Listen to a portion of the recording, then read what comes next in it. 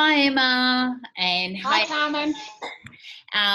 Now, just a brief introduction. My name is Carmen, and I'm the director of Vida Psychology.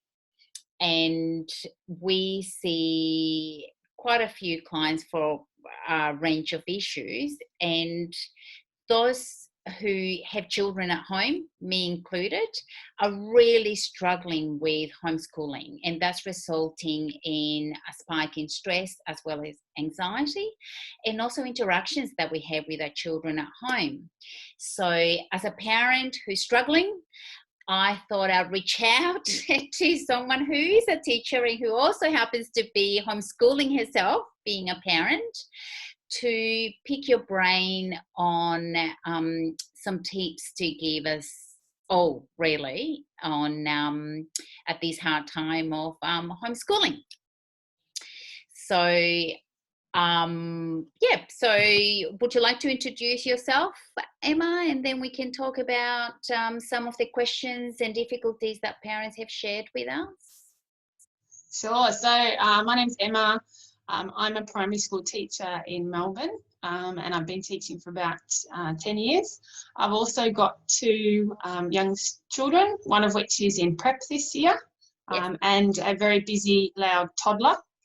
So got busy home life. That's right. I'm teaching grade 5, 6 this year, but I'm doing my schooling with my daughter who's in prep. So I'm doing two lots of curriculum at the moment, I think, when it comes to teaching one and supporting a child to learn another.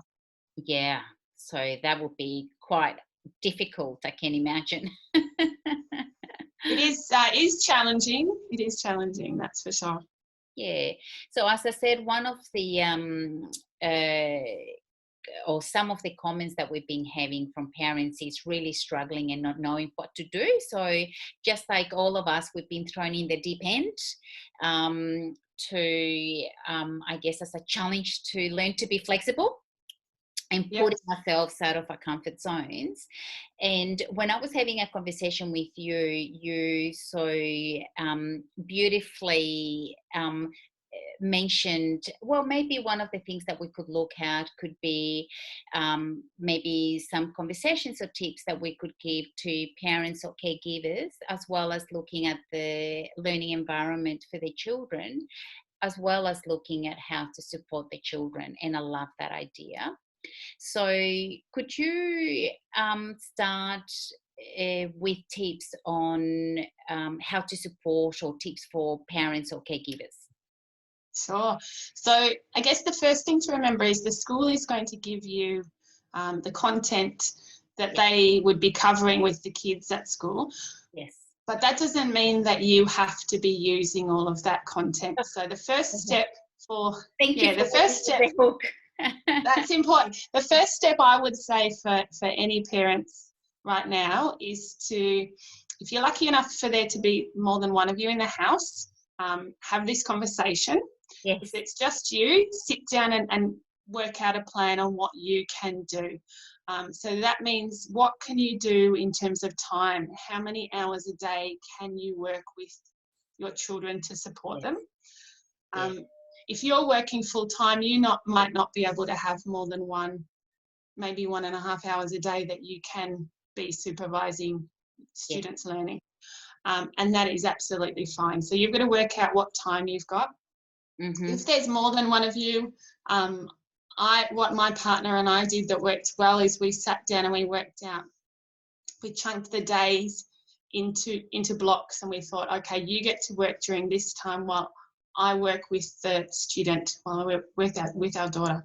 Then we'll swap over and you can work with the daughter while I do some work. So you really need to be thinking about how your day is going to be broken up so that you are managing your paid work, because that's very important during this time. And we don't want parents to think that they have to make sacrifices with their paid work to support their students' learning. Okay, so think about what you can do in terms of your time. So time is one. Another thing that's really important is think about what you can do in terms of your strengths. If you know that you are not confident and you do not feel confident in tackling a particular learning task or supporting a child with that learning task, it's perfectly fine to say, I'm not going to do this one. Yes. Or if there's somebody in the house that is perhaps stronger in one area than another, then you work out who's going to take, maybe I'll take maths and you can take writing. Yes. So work out how, who is the person who's best placed to support the student in that area. So having a discussion about what you can do in terms of time, what you can do in terms of content, and as I said at the start, managing your own workload is really important. Yes. So that would be the first step, I think, for all parents. Yeah, and that's fantastic. And I think, the other thing is for parents not to place unrealistic expectations on themselves. As I said earlier, we have all been thrown in the deep end. And I think is understanding that we're not teachers. No. Even if we're teachers, it's hard, I would imagine, teaching your own child anyway, because to your child, your mum. Exactly. My daughter goes to a bilingual Spanish school and I speak zero Spanish. So whenever I'm supporting her with her lessons. By the way. Yeah, well, that's right. I need your help. So whenever I'm supporting her with her lessons, it's totally out of my comfort zone, writing in Spanish, reading in Spanish. So, and the technology that I'm using with her school is completely different to the technology that I'm using with my school. So it is not the same process, and there will be things that work, and there will be things that don't work. So as you said, not having unrealistic expectations. Remember, you are not the teacher. You're not expected to be the teacher. You're just meant to be a support person. Yes. And you can only do what you can do. Yes. The school doesn't expect you to do everything. Yeah. And I think that's important, to hear it from a teacher, because what we're finding from some of our parents is that they're expecting to adhere to a curriculum and focus on tasks that children have to do and how important it is. And that unfortunately is resulting not only in stress, but also conflict between the parent and the children as well. And if at any point you've got there's a parent who is stressed about particular tasks or the volume of work, what I would recommend is that they reach out to their class teacher and say, are there any key tasks that we can work on? Say, for example, there's a student in my class who I know whose parents are struggling to support him. So I said, I will just send you the reading tasks and that is all you need to be doing. So if you can do one reading task a day, then I'm really happy with that. And they said that's manageable for them. So do reach out to Charles' teacher and I guarantee you, they will not say you have to do everything. They will say, just say, which are the key tasks that you think are most important for my student to work with? And then hopefully those are ones that you feel confident working with. And then that's what you can aim for each day. It might only be one task a day rather than, I don't know, four tasks, whatever you're getting through. So that's fantastic. And that will be reassuring for a lot of parents to hear, including myself. The way I look at it is, as long as there's a connection there with learning, then we're doing okay. Oh, yeah, absolutely. I read somewhere someone's referring to it now as crisis schooling. So crisis schooling is not meant to be perfect. It is meant to be whatever we can manage within these circumstances. And what you can manage in your household might be slightly different to what somebody else can manage, and that is fine. Yeah. Thank you for that, Emma. As I said, I'm sure parents will be loving to hear that from a teacher. So that's fantastic. Yeah, that's great. Could you talk to us about the learning environment in the home? Sure. So I guess the first point is to think about, I'm working from home, as is my partner, and it's a bit tricky to see, but I'm not in the best spot for a Zoom call at the moment, but this is the best out of all the possibilities.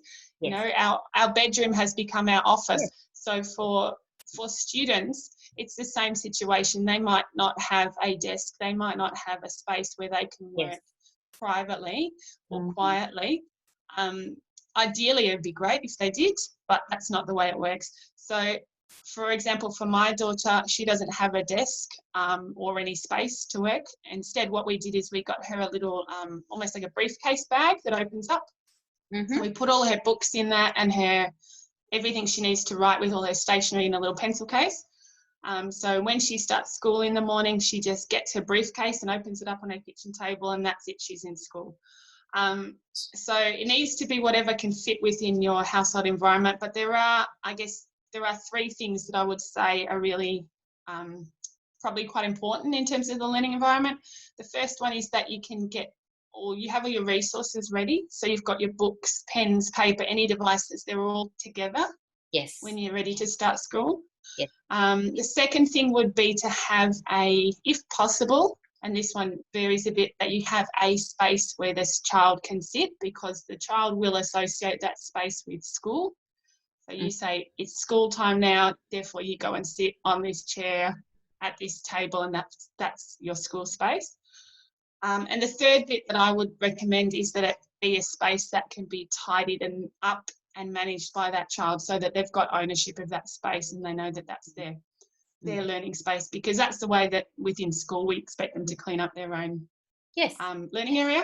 So the same thing here. So, and again, as I said, that might just be a tiny spot on a kitchen table. It doesn't need to be, people don't need to go out and buy a brand new desk.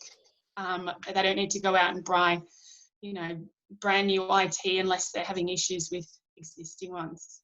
Yeah, and I think that that's important from a psychological point of view. We know that those boundaries from home and school and work have become very fluid. So, and if we can find different ways of separating those areas, as you said, it's important for children to associate a certain space with school, then they're in that mode of learning, and that's definitely healthy and helpful. So I love that. Thank you. And as I said, we don't have to go and buy, a desk or, anything fancy to make it happen. So that's great. No, it's what fits within your space. Some people are doing this, in small flats, and they have to try to make it work within the environment that they're in. And you can make it work. You don't need to worry that your child is going to be disadvantaged because they do not have a brand new desk. But as long as they've got a space that is theirs and they know where they work. Yeah, and I, as a mom, I love the fact having a space that they can be responsible for and tidy up afterwards. So it's great to hear that even preppies do that at school. Yes, definitely. I think that, that's something that we work with a lot with the kids that I'm remote teaching at the moment, is making sure that they're being responsible for their space, and they're being responsible for cleaning it up. And they're not leaving anything for their parents, because anything that reduces the workload on parents is really important at this time. Yeah. Thank you for that.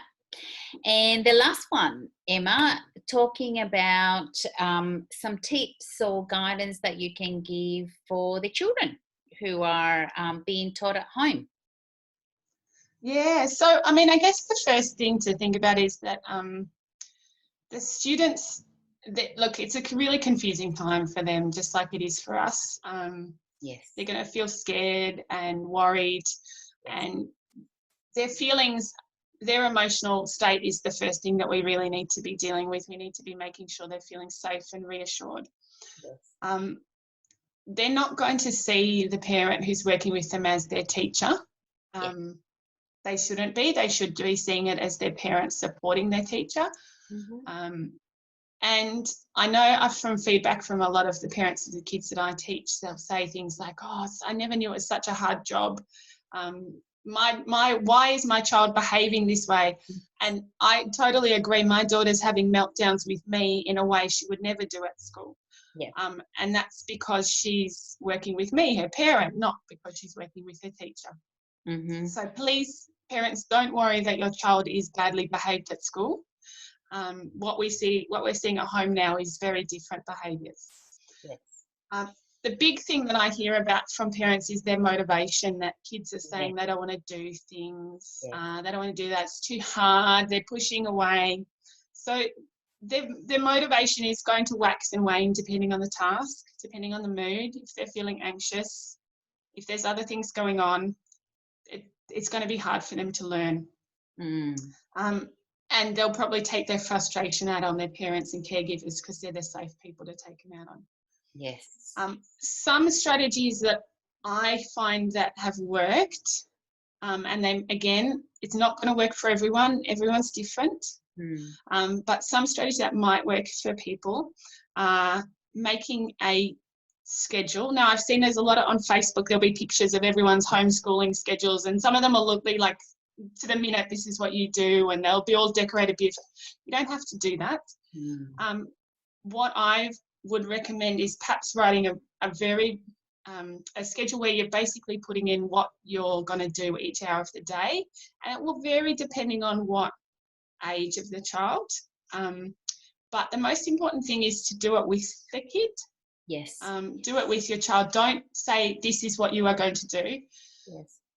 Perhaps what you could do is, even if you want to do it at the start of the week, you could say, it's Monday, let's think about how we're going to plan our day. When are the hours when you're going to get schoolwork done? When are the hours that you're going to do other things like going in the garden to play, like playing with Lego? What are the things that you like to get done? Let's block it in. Great. Okay? And so work out what works for you with that, but a schedule is quite useful because then the child feels some ownership.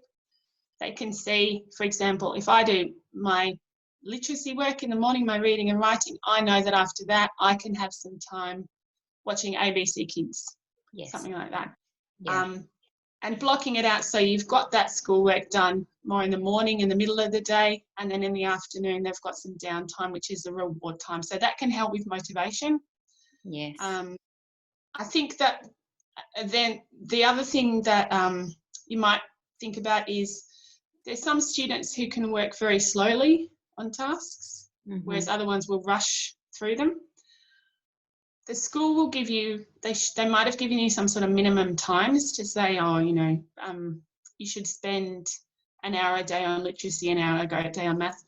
If you've got one of those students that can take a long time with everything, and they probably take a long time in class as well, I would work to the time, not to their task. So if you've got a task that's going to take them 4 hours to do, just do the first part of it.